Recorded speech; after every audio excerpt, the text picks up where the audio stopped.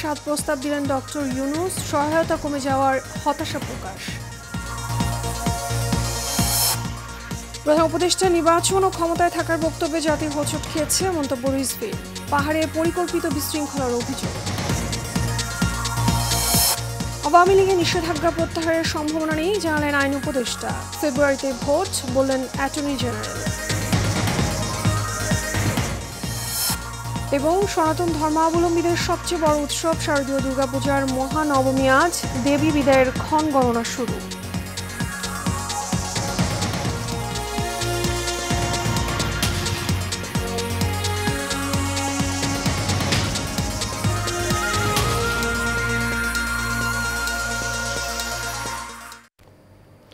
স্বাগত এশিয়ান নিউজে, আপনাদের সঙ্গে আছি আমি মিতা মৌসুমী।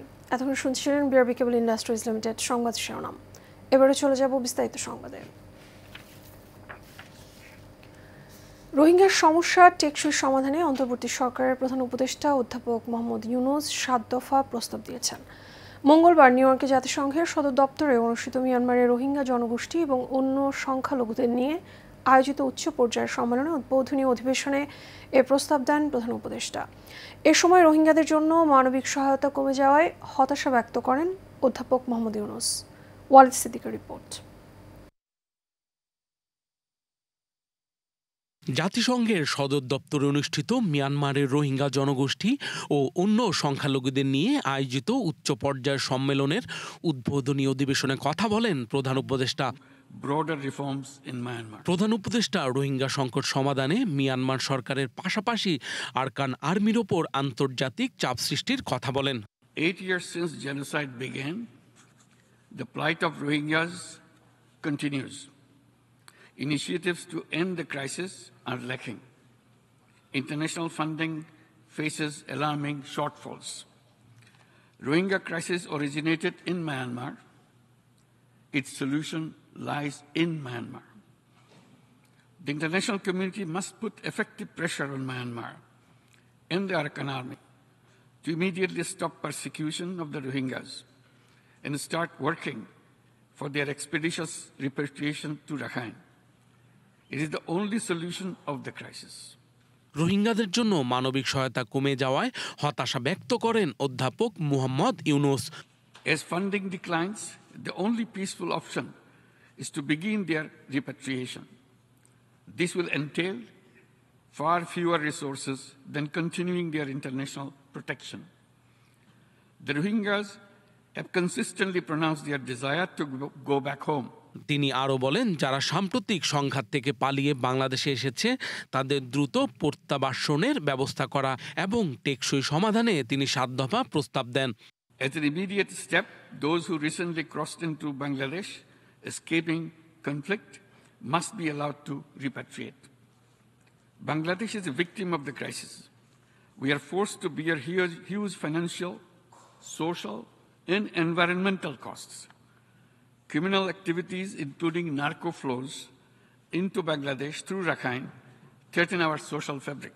প্রায় 2 ঘন্টার উদ্বোধনী আলোচনায় বিভিন্ন দেশের প্রতিনিধিদের পাশাপাশি জাতিসংঘের মহাসচিব অ্যান্তোনিও গুতেরেসের বক্তব্য তার সেভ দ্য ক্যাবিনেট কর্টনি রেটারি পড়ে শোনান।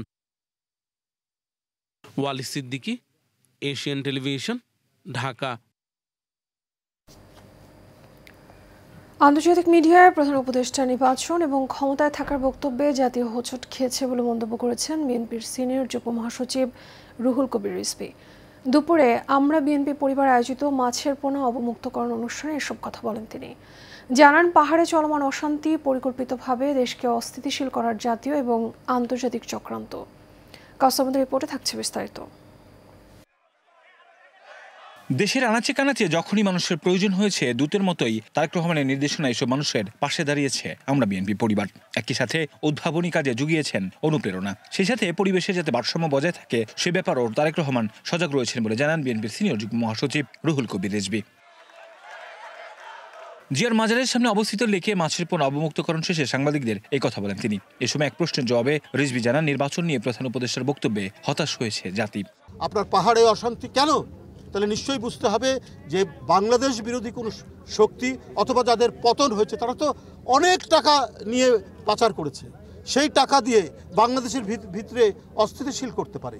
তো এই অস্থিতিশীলতা যদি না হয়, আগে থেকেই বিভিন্ন পদক্ষেপ তো সরকারের নেওয়া দরকার ছিল। এ সময় তিনি বলেন, পাহাড় নিয়ে জাতীয় এবং আন্তর্জাতিক ষড়যন্ত্র চলছে।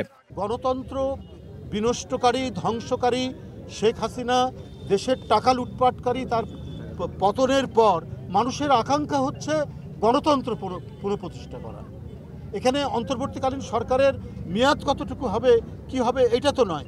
যত তাড়াতাড়ি সম্ভব আপনি নির্বাচন দেবেন, এটা মানুষ চায় এবং আপনার প্রতি সেই আস্থা রেখেছে। কিন্তু এখন এই যে কথাটা আপনি বললেন, এটা এর আগে আপনি যখন ফেব্রুয়ারিতে নির্বাচন হবে কি হবে না, যে অনিশ্চয়তা ছিল, আপনার এই কথার মধ্যে দিয়ে আরেকটি অনিশ্চয়তা তৈরি হলো যে তাহলে আপনার মনের মধ্যে কি কাজ করছে। পরে সাংবাদিকদের এক প্রশ্নের জবাবে বিএনপির সিনিয়র যুগ্ম মহাসচিব বলেন, জামায়াত ইসলামের আন্দোলনে সাড়া দেবে না মানুষ। এই জনমতকে তারা ভিন্ন খাতে প্রবাহিত করার জন্য তারা এই পিআরের কথা আবার নতুন করে বলেছেন। কাউসার আহমেদ, এশিয়ান টেলিভিশন, ঢাকা।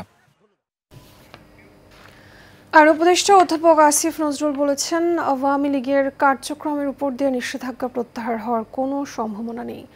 বেলা 12:30টায় বরিশাল নগরীর শঙ্কর মঠ পূজা মণ্ডপ পরিদর্শন শেষে সাংবাদিকদের প্রশ্নের জবাবে আইন উপদেষ্টা আরও বলেন, আন্তর্জাতিক অপরাধ আদালতে গণহত্যার দায়ে আওয়ামী লীগের বিচার চাওয়ার প্রক্রিয়া চলছে।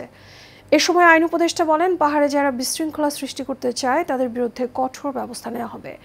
সারা দেশে ধর্মীয় সম্প্রীতি বজায় রেখে শান্তিপূর্ণভাবে দুর্গাপূজা হচ্ছে বলেও জানান আইন উপদেষ্টা।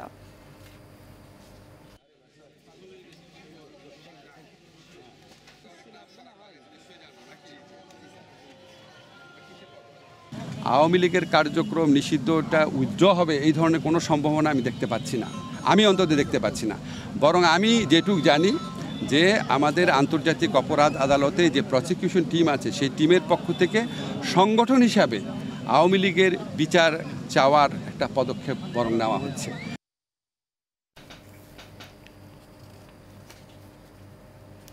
প্রধান উপদেষ্টা ডক্টর মোহাম্মদ ইউনূসের নেতৃত্বে আগামী ফেব্রুয়ারিতে নির্বাচন অনুষ্ঠিত হবে। যত বাধাই আসুক তা প্রতিহত করে নির্বাচনের মাঠে ভোট দিতে যাবে জনগণ, এমনটাই জানালেন অ্যাটর্নি জেনারেল মোহাম্মদ আসাদুজ্জামান।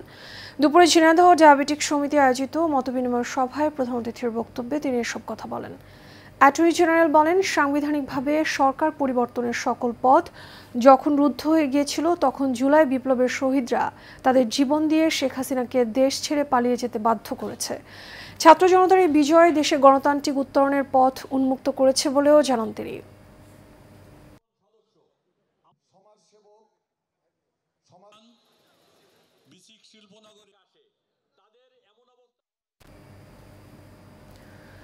বিহিত পূজার মধ্য দিয়ে সারা দেশে উদযাপিত হচ্ছে শারদীয় দুর্গা উৎসবের মহানবমী। এদিন দেবী দুর্গাকে মহিষাসুর মর্দিনী রূপে পূজা করা হয়। নবমীতে দেবী বিদায়ের ক্ষণ গণনা শুরু হয়, তাই কিছুটা ভারাক্রান্ত হয়ে ভক্তরা দেবীর আরাধনায় মগ্ন হয়ে ওঠেন, প্রাণ ভরে দেবীর কাছে প্রার্থনাও করেন। বিস্তারিত আবির হোসেনের ক্যামেরায় ফারজানা হাসিনের রিপোর্টে। দেবী বিদায়ের সুর যেন বেজে উঠেছে মন্দিরগুলোতে। ভক্ত অনুরাগীদের মন ভারাক্রান্ত হয়ে উঠেছে দেবীর স্বামীগৃহ কৈলাসে ফিরে যাবার বার্তায়। সনাতন ধর্মাবলম্বীদের মতে মহানবমীর দিনে দেবী দুর্গাকে প্রাণ ভরে দেখে নেওয়ার সময়, কারণ নবমীর পর দশমীতেই বিদায়। নবমী তিথি সন্ধি পূজা দিয়ে শুরু হয়। সন্ধি পূজা হয় অষ্টমী তিথির শেষ 24 মিনিট ও নবমীর সূচনার প্রথম 24 মিনিট জুড়ে। মূলত দেবী চামুণ্ডার পূজা হয় এই সময়ে। 108টি মাটির প্রদীপ জ্বালিয়ে ও 108টি পদ্মফুল দেবীর চরণে নিবেদন করা হয়। দেবীর কাছে চেয়েছি যেন দেশের সবাই যেন ভালো থাকে। আমরা সকাল 8টায় মায়ের পূজা আরম্ভ করেছি, 10:30টায় পুষ্পাঞ্জলি প্রদান করেছি ভক্তদের মাঝে, আর 11টায় আমাদের মহাপ্রসাদ বিতরণ হবে। অসুর শক্তির বিনাশ এবং দুষ্কৃতিকারীদের বিনাশের জন্যই মা দুর্গার আবির্ভাব। আমরা আজকে কলাবাগান, তারপর চন্দ্রিমার একটা ছোট মন্দির আছে ওখানে, তারপরে এখানে আসছি, আরও যাবো সামনে। আমি প্রথমে চেয়েছি যে দেশের সবাই ভালো থাকুক এবং আমি আমার সংসারের সবাই যেন ভালো থাকে সেই প্রার্থনা করেছি। সকালের হালকা বৃষ্টিতে কিছুটা ভোগান্তি হলেও তা আটকে রাখতে পারেনি ভক্তদের। ঢাকা বিশ্ববিদ্যালয়ের জগন্নাথ হল ও রমনা কালী মন্দিরে সকাল থেকেই ভক্তরা যোগ দেন মহানবমীর পূজায়। আমি তো দেবীর কাছে একটা জিনিস চেয়েছি যে সবাইকে সুস্থ রাখুক, সবাইকে ভালো রাখুক, সবাইকে দুর্গাপূজার শারদীয় শুভেচ্ছা। এখানে অনেক সুন্দরভাবে পূজা হচ্ছে।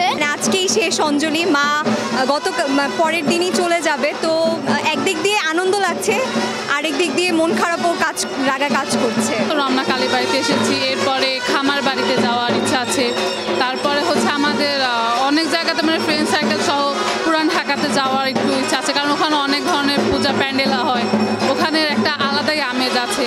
আমাদের সরকারের তরফ থেকেও আমরা ভালো সাহায্য সহযোগিতা পাচ্ছি। মন্দিরের কর্তৃপক্ষ যারা আছে, সভাপতি সেক্রেটারি আছে, তারাও সার্বিক সহযোগিতা করছেন। ভক্তরা জানান আবহাওয়ার বাধা নয়, বরং দেবীর চরণে প্রার্থনাই সবচেয়ে গুরুত্বপূর্ণ। মহানবমীর পূজার মধ্য দিয়ে আজ দেবীর আরাধনায় ভক্তরা ভরিয়ে তুলেছেন পূজা মণ্ডপ। তবুও মনের আঙিনায় বেজে উঠেছে বিষাদের সুর। আগামীকাল বিজয়া দশমীর মধ্য দিয়ে দেবী বিদায় নেবেন তার আপন ভক্তদের কাছ থেকে। জগন্নাথ হল থেকে ফারজানা হাসিন, এশিয়ান টেলিভিশন, ঢাকা। শারদীয় দুর্গা উৎসব উপলক্ষে বিএনপির ভারপ্রাপ্ত চেয়ারম্যান তারেক রহমানের পক্ষ থেকে উপহার এবং শুভেচ্ছা বিনিময় করেন বিএনপির জাতীয় নির্বাহী কমিটির যুব বিষয়ক সহ সম্পাদক মীর নেওয়াজ আলী নেওয়াজ। এ সময় উপস্থিত ছিলেন ঢাকা মহানগর দক্ষিণ বিএনপির সদস্য আনোয়ার পারভেজ বাদল, কোতোয়ালী থানা বিএনপির যুগ্ম আহ্বায়ক নবগোপাল দত্ত, কোতোয়ালী থানা স্বেচ্ছাসেবক দলের সাবেক সিনিয়র যুগ্ম আহ্বায়ক কাউসা আহমেদ জজ সহ আরও অনেকে।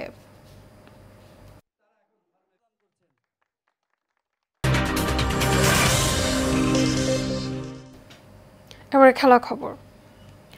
বাংলাদেশ ক্রিকেট বোর্ডে আসন্ন পরিচালনা পর্ষদ নির্বাচন থেকে নিজের প্রার্থিতা প্রত্যাহার করেছেন সাবেক অধিনায়ক তামিম ইকবাল। সকালে মিরপুরে হাজির হয়ে নিজের মনোনয়নপত্র প্রত্যাহার করে নেন সাবেক এই অধিনায়ক। নির্বাচন থেকে সরে দাঁড়ানোর পর তামিম ইকবাল বলেন, ক্রিকেট হেরে গেছে, ইলেকশনের ফিক্সিং বন্ধ করুন। এটা নির্বাচন নয়, বোর্ডের জন্য কালো অধ্যায়। নোংরামির সঙ্গে থাকতে পারবো না, তাই সরে দাঁড়ানোর প্রতিবাদ।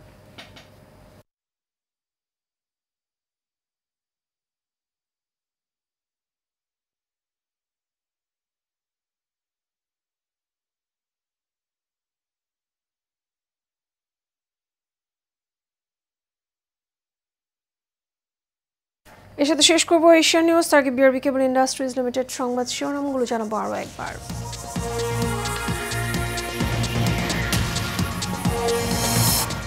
রোহিঙ্গা সমস্যার টেকসই সমাধানে জাতিসংঘের 7 প্রস্তাব দিলেন ডক্টর ইউনুস। সহায়তা কমে যাওয়ায় হতাশা প্রকাশ। প্রধান উপদেষ্টা নির্বাচন ও ক্ষমতায় থাকার বক্তব্যে জাতি হোঁচট খেয়েছে, মন্তব্য রিজভীর।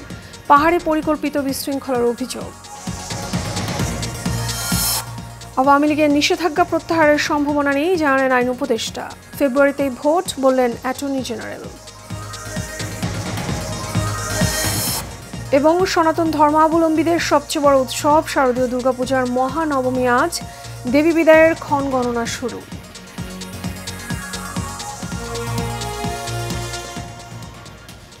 এশিয়া নিউজ এ পর্যন্ত। আমাদের পরবর্তী সংবাদ দেখার আমন্ত্রণ রইল। এখন সাথে থাকার জন্য ধন্যবাদ সবাইকে।